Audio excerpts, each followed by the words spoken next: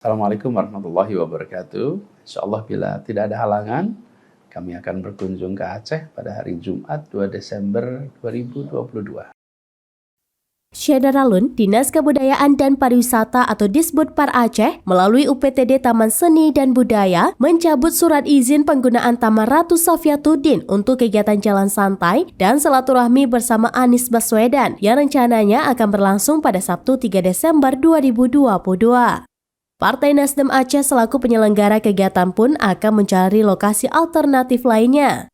Ketua Nasdem Aceh, T. Taufikul Hadi kemarin menyampaikan Anies Baswedan akan tetap berkunjung ke Aceh sesuai jadwal semula, yaitu pada Jumat 2 Desember 2022 dan Sabtu 3 Desember 2022. Kegiatannya juga tidak mengalami perubahan. Terkait surat pembatalan izin penggunaan lokasi oleh UPTD Taman Seni dan Budaya, T. Taufikul Hadi mengaku belum melakukan konfirmasi lebih jelas ke pihak yang bersangkutan.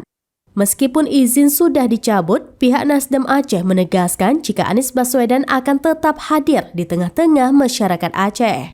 Beberapa agenda Anies Baswedan selama di Aceh yaitu bertemu dengan Wali Nangro Aceh, ulama, tokoh politik, hingga sholat Jumat di Masjid Raya Baitur Rahman.